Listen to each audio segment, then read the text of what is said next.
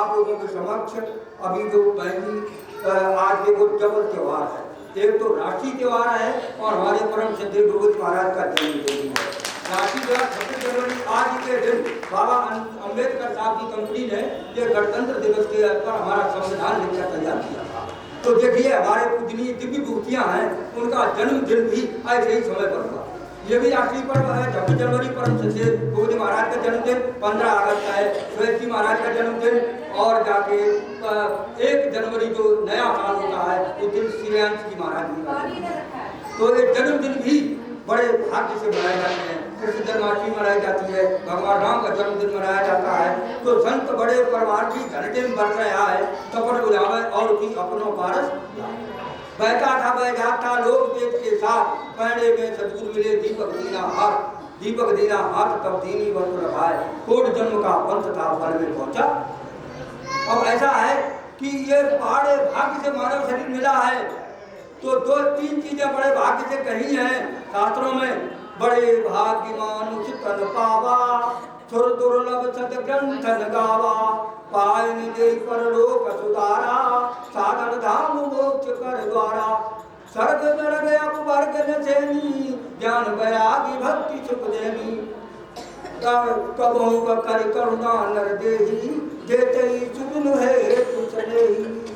अब कहने का मतलब है बड़े भाग से 84 लाख योनियां पार करते करते हमें ये मानव शरीर प्राप्त हुआ है। तो उसमें जाकर मानव शरीर अगर हमें दे दिया मालिक ने, तो दूसरी चीज क्या बताई कि बड़े भाग्य पाइए सत्संगा, विनय किया तो होए भव। कहने का मतलब है कि अगर हमें सत्संग मिल जाए मानव शरीर प्राप्त करने के बाद, तो सबसे बड़ी भाग्य की बात है कि संत समागम, छुतदारा और लक्ष्मी पापी घर भी होए और संत समागम हरि कथा तुलसी दुर्लभ, सात स्वर्ग अपवर्ग सुख धैर्य तुलाए कंग, तूल नचाए सकल मिल जो सुख लब सत। एक घड़ी आदि से बुनियाद, तुलसी संगत साधती हरे कोट। वो अभी देखो भजन बहन गा रही थी कि त्रेता में विष्णु कहाए, उसमें सतयुग में तो विष्णु कहाए, और द्वापर में श्री राम कहाए, और द्वापर में श्री कृष्ण मर के आए। वो जाकर उसी प्रकार क्या है कि 2 अवतार होते हैं भगवान के। एक तो निमित्त अवतार होता है, जैसे कृष्ण अवतार हुआ, नरसिंह अवतार हुआ, बड़ा अवतार हुआ, मत्स्य अवतार हुआ, जो भगवान के 24 अवतार हैं जो निमित्त है बनकर।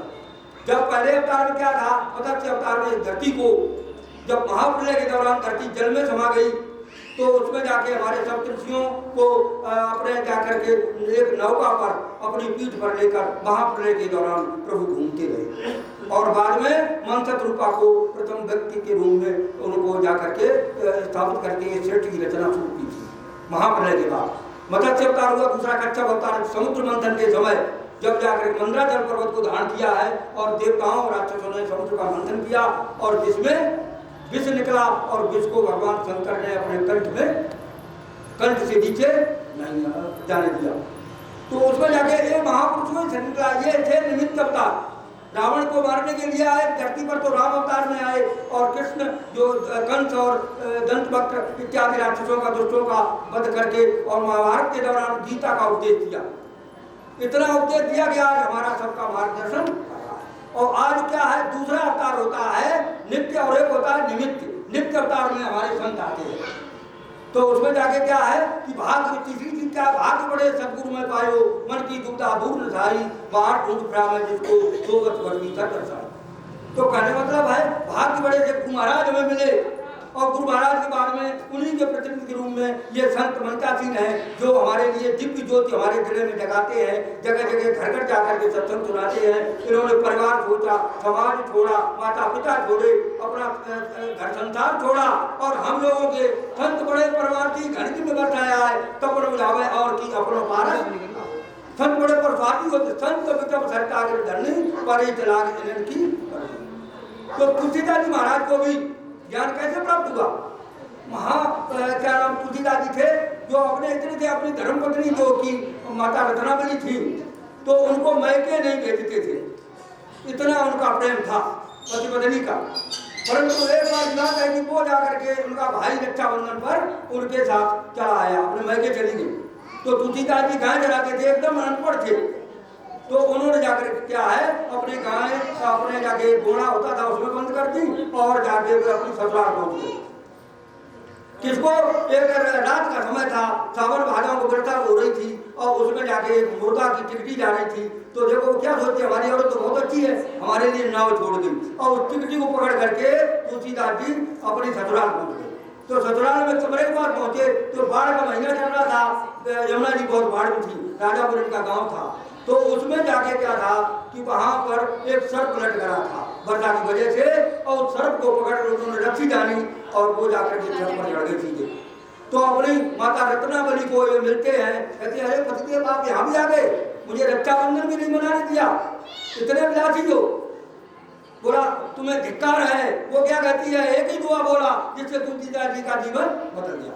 अर्थ चरम में दे ममता में ऐसी प्रीति और जो होती श्री राम में तर जाते बहुत। हमारी हर बात का ये शरीर है, इसमें इतना प्रेम तुम रखाए हो, इतना प्रेम अगर तुम अपनी आत्मा से करते, परमपिता परमात्मा से करते तो इस भवसागर के पार। तो कैसे मतलब देखो अब क्या कहते हैं अपनी स्त्री को तुलसीदास भी कहते हैं कि तू तिरिया मेरे ज्ञान की माता, तूने ज्ञान दियो रही और अब तुलसी बैराग भयोगी, जातन भेंट सती ना हुए तुलसी अब काशी चलोगी, सतगुरु परम के शरण में जाकर तुलसी ज्ञान दियोगी। अब तुलसीदास जी को देखो काशी आते हैं पैदल चलकर, अपनी औरत छोड़ दी, परिवार छोड़ दिया, सब कुछ छोड़ दिया।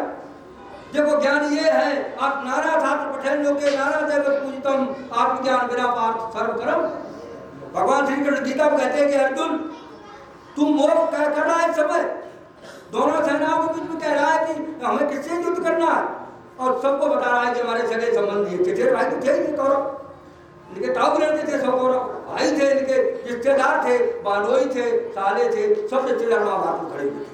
कहा प्रभु मैं युद्ध नहीं करूंगा, अगर मैं इनको मारूंगा तो इनकी औरतें विधवा हो जाएंगी और विधवा हो जाने के बाद में फिर वर्ण संकर पैदा होगा और हमारा समाज दूषित हो जाएगा, इसलिए मैं युद्ध नहीं करूंगा।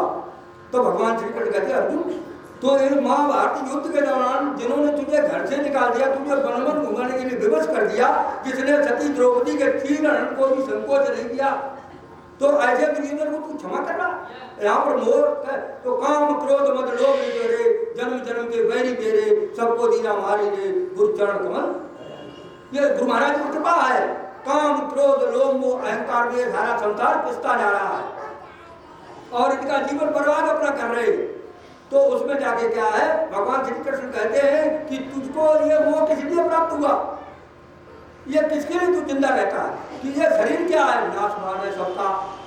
आज तो हमारे रिश्ते दिखाई दे रहे हैं, चाचा ताऊ साले बानोई, ये कल नहीं रहेंगे, आए हैं जो जाएंगे राजा रंग फकीर, एक सिंहासन कर चलाए बना जाए जल्दी।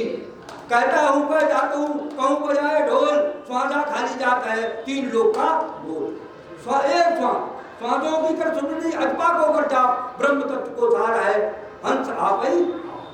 कहने का मतलब है ये है वृथा श्वास, एक श्वास भी जो खाली जाए तो उसके लिए क्या कहते हैं कि मानो चेतन अनमोल रे, माटी में ना रोल रे, अब तो मिला है फिर न मिलेगा कभी नहीं। मानो चेतन अनमोल रे, माटी में ना रोल रे, अब तो मिला है फिर न मिलेगा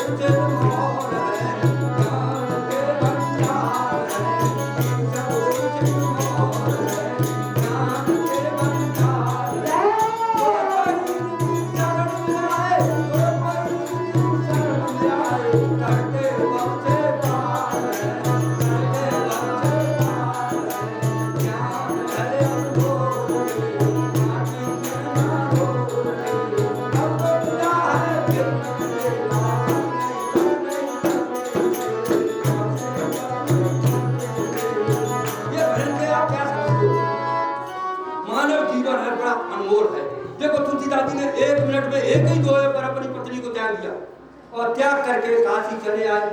काशी में एक धोखे से गलती से जिंद का पूजन किया और जिंद ने इनको दर्शन दिया। प्रेत ने कहता है तुलसीदास जी मुझसे मांग ले, तुझे क्या चाहिए? तो बोला कि मुझे प्रभु राम के दर्शन करा दो। कहा कि प्रभु राम के दर्शन मैं नहीं करा सकता क्योंकि मैं सेवनी में नहीं पड़ा होता। तुम्हें रास्ता बताऊंगा, तुम जाकर के विश्वनाथ मंदिर में जाओ, हनुमान जी कोड़ी के भेष में आते हैं और वहां पर सत्संग सुनते हैं, सबसे आखिर में जाते हैं, तो वहां पर तुम जाओ। तो तुलसीदास जी वहां गए, वहां जाकर के पूरा सत्संग सुना, चरणामृत का प्रसाद बंटन हुआ और तुलसीदास जी ने क्या है हनुमान जी के पैर पकड़ लिए। हनुमान जी ने कहा तू किसको? फिर हनुमान जी का महाराज आप कोड़ी जरूर हो पर मैं तुम्हें पहचान गया कि तुम बजरंगबली हो और तूने राम का साक्षात्कार अपने हृदय में तुमने किया है, वो साक्षात्कार तुमने करा दो। बोला कि मैं यदि मदद करूंगा तो चित्रकूट में जाओ, वहां पर बाबा नरहरिदास का दरबार है, आश्रम है और वो तुझे अध्यात्म ज्ञान देंगे, तब तेरे को ज्ञान होगा, तब तेरा उद्धार। तो तुलसीदास जी चित्रकूट आए, वहां पर बहुत सेवा की और अंत में गुरु महाराज ने उनको ज्ञान दिया और ज्ञान देने के बाद मंदाकिनी नदी के किनारे कहा चंदन लगा और तुम चंदन लगाने की सेवा करना। तो सेवा क्या है? सेवा के सेव में भाव भवन तरी। देखिए हम गुरु महाराज के दरबार में आए हैं, हमारे अंदर सेवा भावना जरूर रहनी चाहिए।